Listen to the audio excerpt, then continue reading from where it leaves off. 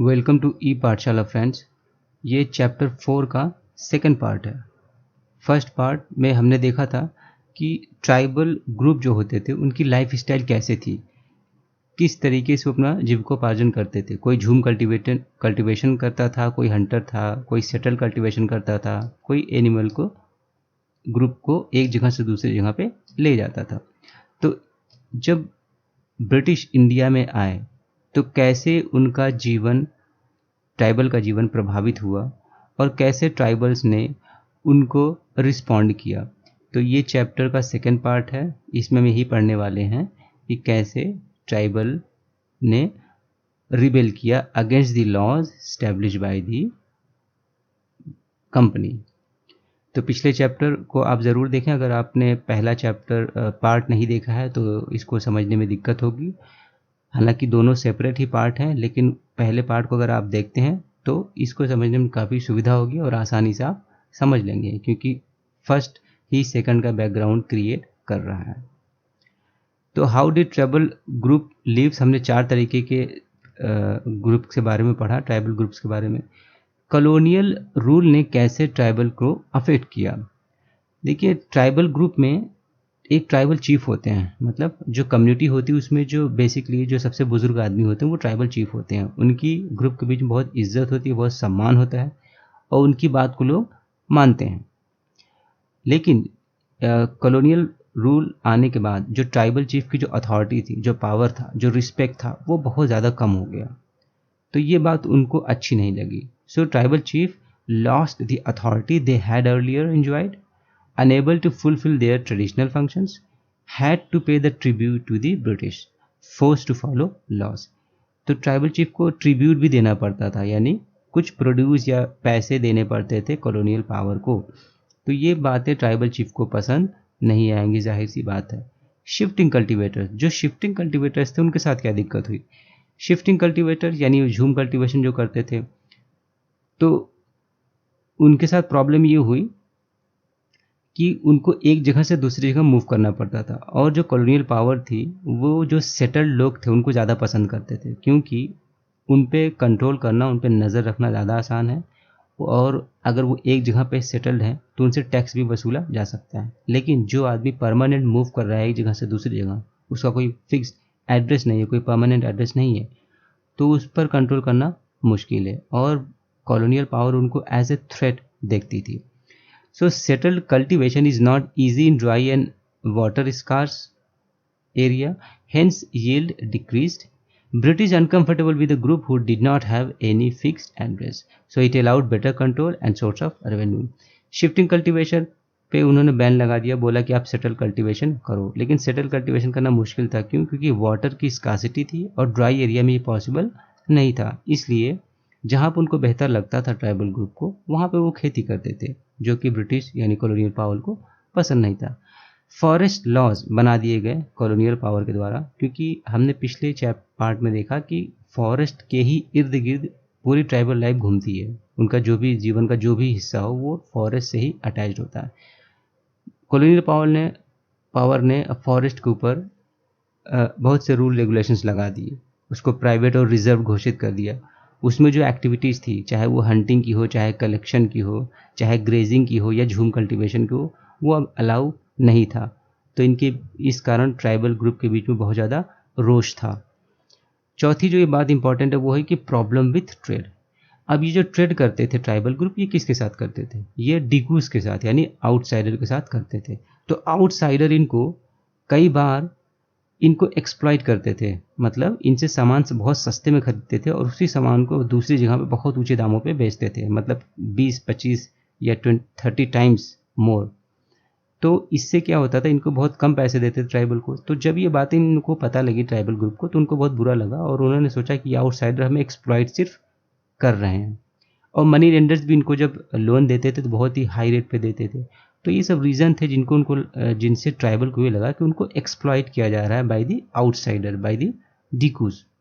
तो उन्होंने मार्केट को भी अपने खिलाफ देखा, ट्रेडर्स को भी अपने खिलाफ देखा। तो उन्होंने समझा कि market and the traders are as their main enemies, ये उनके मुख्य दुश्मन है। तो ये सब रीज़न थे जिसकी वजह से ट्राइबल कम्युनिटी के बीच बहुत ज़्यादा रोष था। तो अब इसके अगेंस्ट में जाहिर सी बात है धीमे धीमे धीमे करके ग्रेजुअली ये रोष, ये गुस्सा इतना ज़्यादा बढ़ गया कि कई जगह पे रिबेल कर दिया ट्राइबल ग्रुप ने। तो इस जो रिबेल किया उसके रीज़न क्या थे? रीज़न वही थे जो पिछली पढ़े हमने। Exploitation by money lenders and traders, restriction on their practices, यानी जो चीफ थे उन पे रिस्ट्रिक्शन, फॉरेस्ट के कल्टीवेशन पे रिस्ट्रिक्शन, गैदरिंग पे रिस्ट्रिक्शन, हंटर पे रिस्ट्रिक्शंस। तो उनकी जो पर्सनल प्रैक्टिसेस थी सब प्रभावित हो रही थी, तो उन पर रिस्ट्रिक्शन था। नए टैक्स लॉज बनाए गए जो कि उनको पे करने थे। पहले वो ऐसा कुछ नहीं था, पहले टैक्स नाम की कोई चीज़ नहीं थी, सारा जंगल सारा ज़मीन उनका था, वो जैसे चाहते थे वैसे करते थे। Their age old rights on forest denied. Tribe ये मानते थे कि जंगल और ट्राइब ये एक दूसरे के सहयोगी हैं, जंगल उनकी मदद करता है, वो जंगल की मदद करते हैं, एक दूसरे के साथ वो रहते हैं। लेकिन जब उनको उन पर रिस्ट्रिक्शन लग गया फॉरेस्ट में आने जाने से, वहाँ की चीज़ों को यूज़ करने के लिए, तो उनको लगा कि उनका जो एज ओल्ड राइट्स है वो उनको डिनाई किया जा रहा है। तो इस कारण भी उनके अंदर बहुत ज़्यादा रोष था।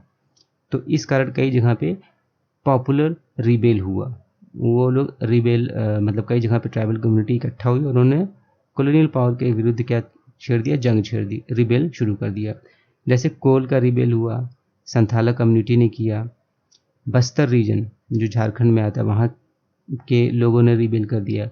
वर्ली में रिवोल्ट हुआ जो महाराष्ट्र में आता है। So the moment that Birsa led was one such moment. तो बिरसा मुंडा के बारे में हम आगे पढ़ेंगे। ये भी ट्राइबल ग्रुप के ही थे जिन्होंने एक बहुत बड़ा मूवमेंट शुरू किया था, रिबेल किया था। तो वैसा ही जैसा कि ऊपर लोगों ने रिबेल किया था। तो अब आगे का जो पार्ट है वो बेसिकली बिरसा मुंडा पे ही बेस्ड है। तो बिरसा मुंडा बेसिकली एक ट्राइबल लीडर थे। इनका जन्म जो है वो 15 नवंबर 1875 में हुआ था रांची में। रांची मतलब झारखंड की राजधानी जो इस समय है, उस समय तो वो बंगाल के प्रोविंस में आता होगा। इस समय की रांची में इनका जन्म हुआ था 1875 में। और वो जो उसके पहले जो मुंडा अपराइजिंग हुई थी उससे बहुत प्रभावित थे। तो उस मुंडा अपराइजिंग से उन्होंने ये सीखा था कि यह अपराइजिंग इस कारण हुई थी कि जो मुंडा प्रजाति थी वो पहले फ्री थी। मुंडा ट्राइबल पहले फ्री हुआ करते थे और वो उनके समय में जो समय था वो गोल्डन एज था। गोल्डन एज का मतलब कोई रिस्ट्रिक्शन नहीं थी, फ्री मूवमेंट करते थे, आपस में मिल के रहते थे, जैसा चाहते थे वैसा खाते थे, ठीक है, एंजॉय करते थे, सेलिब्रेट करते थे, जो भी होता था, कोई रिस्ट्रिक्शन नहीं था, कोई आउटसाइडर नहीं था। तो उस गोल्डन एज की तस्वीर उनको, इंस्पिरेशन उनको मिली पहले के मुंडा अपराइजिंग से। So his movement was aimed at reforming tribal society.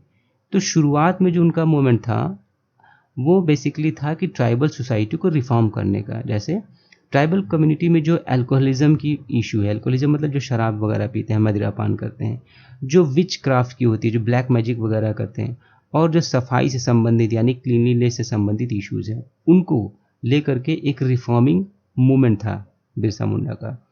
लेकिन बाद में जाकर वो टर्न हो गया अगेंस्ट द मिशनरीज और हिंदू लैंडलॉर्ड्स, क्योंकि इनको देखा जाने लगा कि ये आउटसाइडर फोर्स हैं जो कि हमारी कम्युनिटी को बर्बाद कर रहे हैं, हमारे गोल्डन एज को बर्बाद कर रहे हैं। मतलब हमारे गोल्डन एज को जो डिस्ट्रॉय किया वो इन्हीं ही डिस्ट्रॉय किया, यानी आउटसाइडर ने डिस्ट्रॉय किया।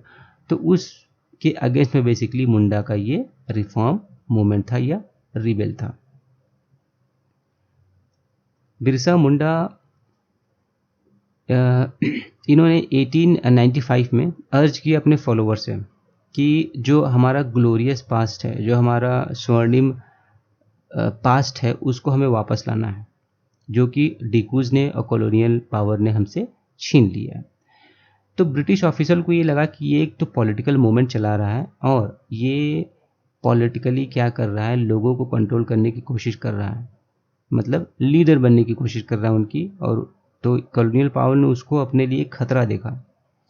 क्यों? क्योंकि उनको लगा कि इस मूवमेंट के थ्रू वो जो मिशनरीज हैं, यानी जो क्रिश्चियन मिशनरीज हैं, उनको, मनी लैंडर्स को और हिंदू लैंडलॉर्ड्स को और गवर्नमेंट के ऑफिसर्स को ये क्या करने की कोशिश कर रहे हैं? ड्राइव आउट करने की कोशिश कर रहे हैं, यानी उस सोसाइटी से बाहर करने की कोशिश कर रहे हैं और अपना एक मुंडा राज इस्टेब्लिश करने की कोशिश कर रहे हैं, यानी मुंडा ट्राइबल का अपना एक राज्य स्थापित करने की कोशिश कर रहा है। कौन? बिरसा मुंडा।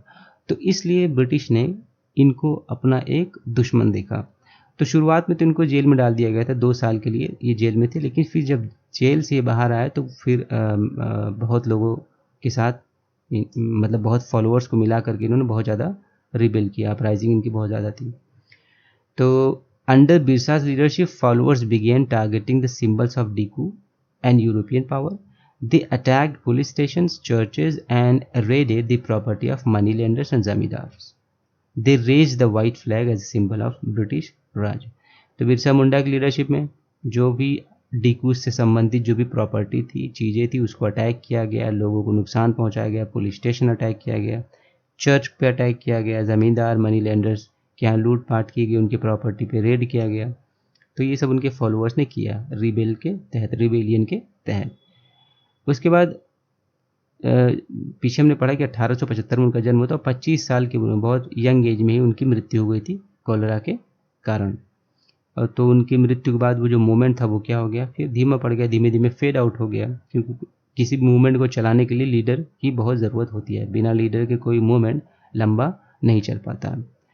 लेकिन फेड आउट तो हो गया, लेकिन उसने 2 चीज़ें अचीव की। पहला तो ये कि जो कॉलोनियल पावर थी उनको लगा कि यार ये रिबेल इन्होंने किया है, भविष्य में ऐसा कुछ रिबेलियन ना हो, तो उसके लिए जो कॉलोनियल पावर ने अपने लॉज बनाए थे, स्पेशली जो फॉरेस्ट से संबंधित लॉज थे, उसमें सुधार किए कुछ, ताकि जो ट्राइबल ग्रुप हैं उनका ज़मीन के ऊपर हक बना रहे, फॉरेस्ट के ऊपर थोड़ा हक उनका बना रहे, उनको ऐसा ना लगे कि हमें यहाँ से हटा दिया गया। दूसरा ये कि इस रिबेलियन ने जो मूवमेंट था उसने ये शो किया कि ट्राइबल कम्युनिटी के पास ये कैपेसिटी, ये क्षमता है कि वो कॉलोनियल पावर के अगेंस्ट में खड़े हो सकें। यानी अगर ट्राइबल ग्रुप के साथ कोई इनजस्टिस होता है, दुर्व्यवहार होता है, तो वो इतनी क्षमता रखते हैं कि वो खड़े हो सकते हैं।